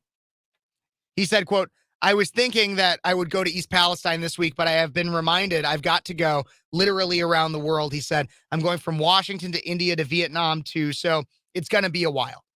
But again, Biden has taken 40% of his presidency on personal overnight trips, on vacations, essentially. He's the vacation presidency. Remember when Trump, I'm old enough to remember, when Trump would get heavily criticized in the media about taking golf trips? Do you remember that? I remember that. I'm old enough to remember. The media would crucify him because God forbid the guy take a golf trip. But Biden has taken more vacation days than any other president in recent history. Almost a year, 311 days, almost a year of his presidency has been vacation days. How insane is that? How insane is that? And I got some big questions, and we're going to cover it at the end of the show. But I also want to know what you guys think. Leave it in the comments on Facebook, Twitch, Twitter, YouTube, Rumble. You could also, if you want to, call or text in at 309-451-9299. I'd really appreciate it. God bless you guys. God bless America. We'll be right back with more Speechless on Cities 92.9, the news and talk of Bloomington Normal and beyond.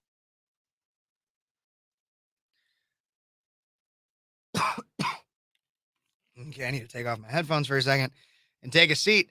2 hours, man. I got to bring some water next time, too. The Coke was good. Let's see what we got going on here.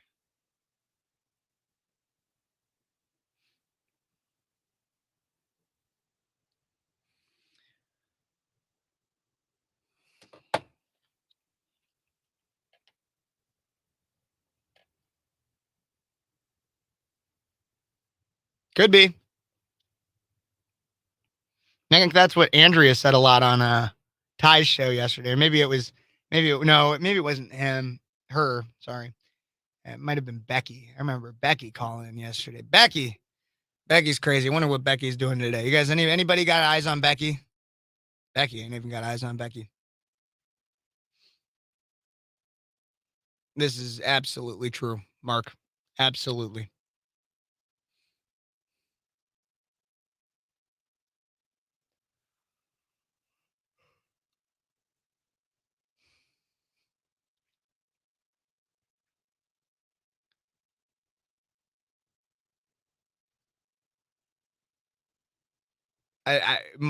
Oklahoma Chicken Cam, I'd love for you to expand upon this a bit, because I could be very, very in agreement, but also very, very in disagreement with whatever this means. Oh, good. That was an amazing call. Becky is just a fascinating individual. Such a fascinating individual. It was funny. Yeah, it was a very funny situation.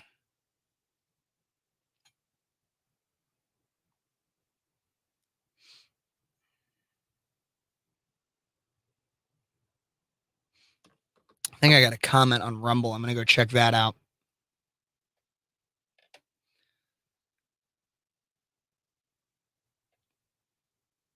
Yep, I did get a comment on Rumble about 40 minutes ago. I hope he's still watching. Seems like a nice guy. I think that America has had enough of the Democratic playbook.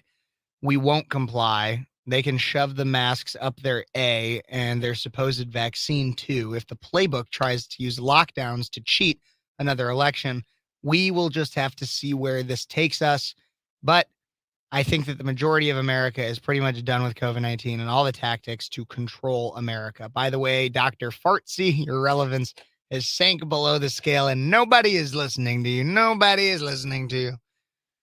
Dr. Fartsy, nobody is listening to you. You're just a irrelevant piece of crap nowadays, Dr. Fartsy.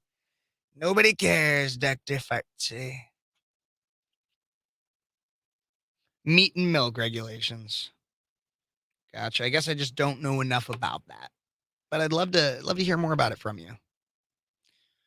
What do you guys think about the Trump impression? I've been working on it just a bit, but I think it's getting amazing. And it's going to be huge by 2024. It's going to be huge. One of the best Trump impressions you'll ever hear. Not yet. We're not there yet, though. We got to keep practicing, but we're going to be there. And it's going to be huge.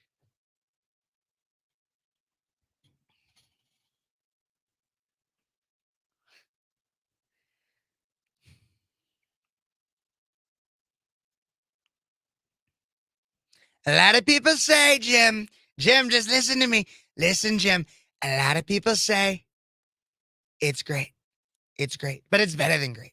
It's probably the greatest you'll ever hear. Someday, Jim, it's going to be huge. It's going to be huge. Going to be bigger than China. It's going to be bigger than China.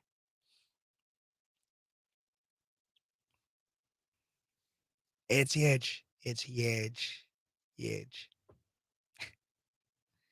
God, I love my job. I love my job. And I love all of you. You guys make my job fun. Huge. Huge. The hugest. The hugest.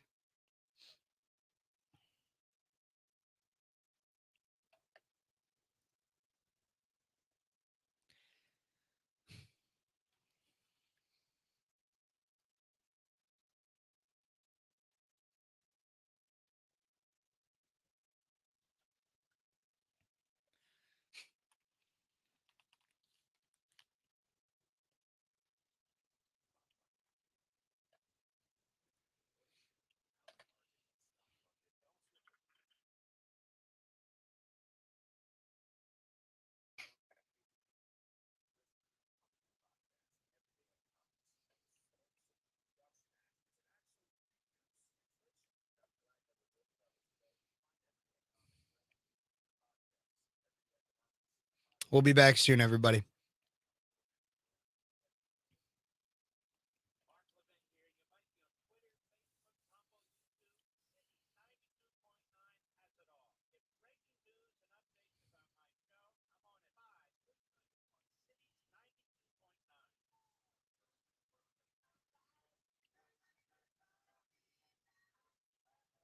Hey, everybody, welcome back to Speechless on Cities 92.9. Got one more segment here of the show. If you've never heard me before, I am Kev. I'm a 22-year-old conservative college student out of Central Illinois. Thank you so much for tuning in. And you could also be tuning in on YouTube, Facebook, Twitch, Twitter, Rumble if you would like. Just look up Speechless with Kev, and that's me. But let's get right on into this last few stories I got here. I ended off talking about how you guys remember the East Palestine, Ohio train derailment with all the toxic chemicals? Yeah, nobody's talking about that anymore. But one reporter was and asked Joe Biden, when is he going to go visit? Because he promised back in March he was going to go visit, still never has. And he said he's just been too busy. You know, he's just been too busy, despite the fact that actually, if you run the numbers, 40% of his presidency has been in some way a personal vacation day. 40% of his presidency. Just so you know the numbers, that's around 311 days of his presidency has been a vacation day, meaning that he has taken almost one year, almost an entire year has been of, and if he goes on this track, more than a year of his presidency will be vacation. You want to know what's crazy about that? So one, that's the president of the United States, right? So who's really running this country? And I know there's a lot of conspiracy theories out there of who really is running this country, and a lot of people don't think it's Joe. But who's really running this country? Because if 40% of his job is just taking a vacation, then who's running this country? And secondly, when it comes to that, what job do you guys know of?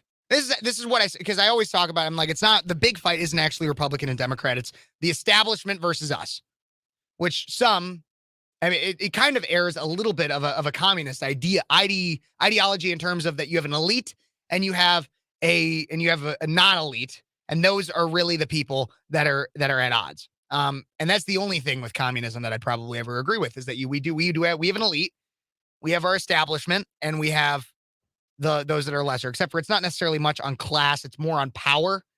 It's not economic class, and economic class goes with it a little bit, but I'm getting away from the point.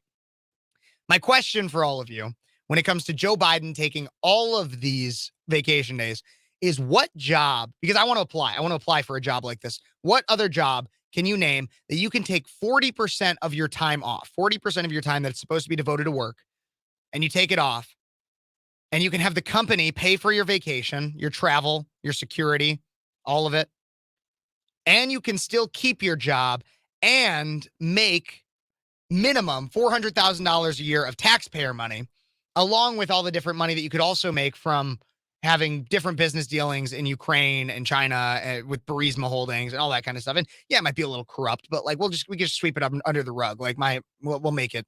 My son will get a plea deal. That's what we'll work with. What job? Give me that job, because I want that job. I want to figure it out, because like the people that I know, like I love my job. I work here at the radio station. I love it. I love my job here. But one, I know that I could not take 40% of my time off and still have vacations paid by the radio station, and travel, security, food, all of that paid by the radio station. I couldn't do that. But I also know people that if they were to take their 40% of their job off, then you wouldn't have food. Like I know farmers in Illinois that if all of them just said, nope, screw it, taking 40%, I'm going to take a year off for the one of my next 4 years. I'm going to take it off. Not going to do it anymore. We're done. Yeah, I know people that where if they were to do that, you would not have food on your table. But the president of the United States, the leader of the free world, can do that. It's insane to me. You want to know one other job that you could kind of do that with, and at least you could make a living off of taking vacations, and it would actually be okay. Unlike Biden's isn't okay. It would be being Jimmy Buffett. And that's who I want to end the show with today. I know it's kind of a sad note, but God bless Jimmy Buffett. Thank him for so Jimmy Buffett passed away yesterday, in his 70s. It's reported that he died of a rare skin cancer, which makes sense because he spent so much time in the sun. But I love that man. It's 5 o'clock in heaven, I can tell you that. And he's found that lost shaker of salt. So God bless Jimmy Buffett. God bless you guys. I got to get out of here, but thank you for listening. Until next week, say a prayer for Jimmy Buffett. And I'm saying a prayer for him and all you guys. God bless you. God bless America. And we'll be back next week from 3 to 5 with more Speechless on Cities 92.9, the news and talk of Bloomington Normal and beyond. Okay, guys, thank you guys so much for tuning in. I'm going to sign off here on YouTube and everything, but I hope you guys really loved everything I had to say there in the last segment. And again, listen to some Jimmy Buffett this weekend. I've seen a lot of legends go, and that was one that actually hit me a bit yesterday. I loved him. I love that guy. He made a career off of taking a vacation and singing songs about it, and I love that, because he was truly happy, and he didn't. He wasn't bogged down by all the crap, you know? So, but I'm going to get out of here, guys. God bless you guys. God bless America. Until next time, you've been watching Speechless, and I'm Kev Ferris.